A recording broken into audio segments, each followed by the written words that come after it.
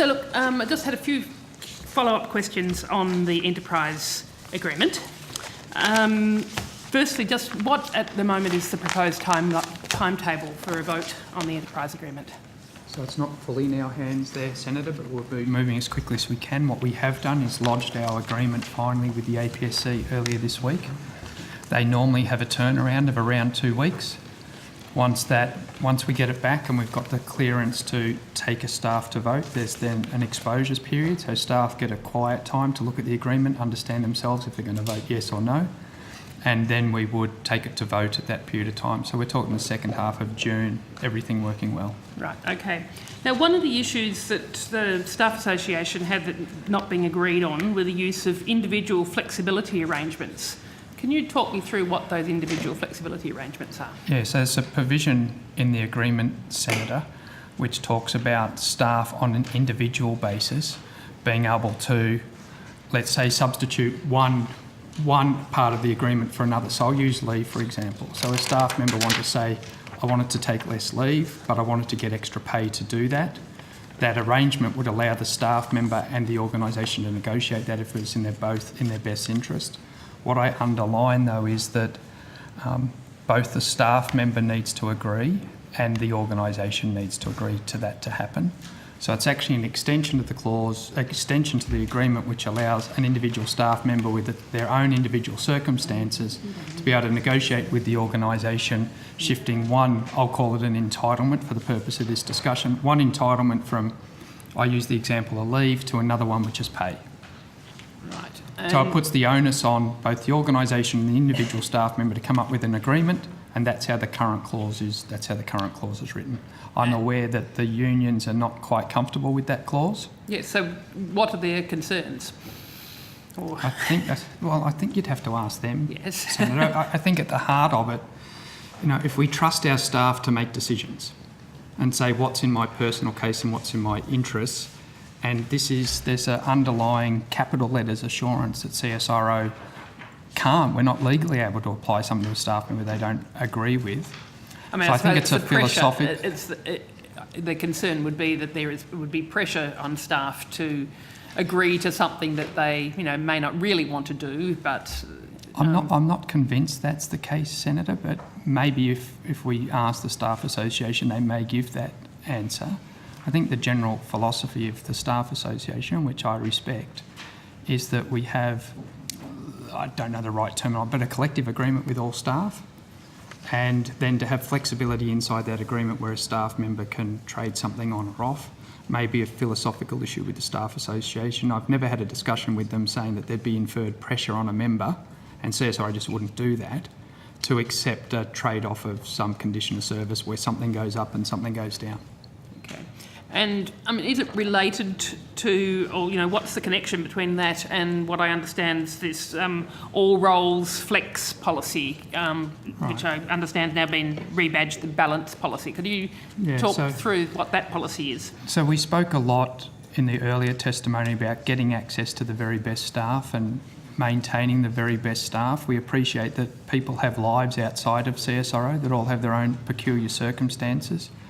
So all roles flex, as is what's about to be called balance from the 1st of July 2017, says that as an organisation, our answer to when a staff member comes to us and says, I'd like to be able to do this, it's inside our policy and conditions, it's inside the ABA, our default answer is yes.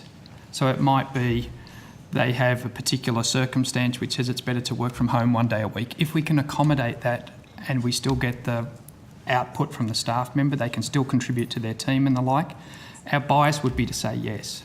I think it's fair to say at the moment in some parts of CSIRO the bias is it's almost on the staff member to convince management why it's a good thing to do. We've changed that onus around to say it's important for the staff member. So this has been received tremendously well internally. Is there a relationship between that policy and the enterprise agreement issues that you're negotiating? No, they're quite separate matters. But given that you're in the middle of the enterprise bargaining negotiations, is it an appropriate time to be rolling that out? Yes, Senator, we believe so. So it's come out of our broader diversity strategy. We're part of SAGE, we're part of the Male Champions of Change. It was a suggestion as to how we could assist making sure that we retain and maintain the best people, and that includes a great deal of diversity in our workforce. And so that was the driver for us. And so if we get good ideas that come forward, no matter where we are in a cycle, we'll implement them. And we just thought this was a good idea. I've heard no concerns internally apart from how you might make it happen. So the implementation, so we've got a team set up to design the implementation, and that's what we're doing at the moment. And in particular, Senator, this idea came from staff. We're an inaugural member of the SAGE initiative in Australia, and part of that initiative is a series of roundtables with women all across the organisation to understand better things that challenge them in the workplace, and this was a very common theme, a very strong theme, so we wanted to act on that. Okay.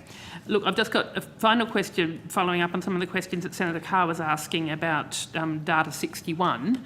So we clarified that, in fact, Data 61 does have a role with DHS in the drug testing for welfare recipients. That's the case. Yes? The contract is still being figured out, but yes, Senator, it's likely that we will enter into a contract once it's figured out, once it's scoped out. So how much CSIRO will be receiving to be doing that work? It's not that, Senator. It's really understanding the scope of the work. This is an important issue. Organisations all around the world are starting to use data in this way. Pretty dodgy thing to be involved in, I reckon. It's a complex issue, and again, as the National Science Agency, we feel it's very important to ensure that the science is done to the highest standards.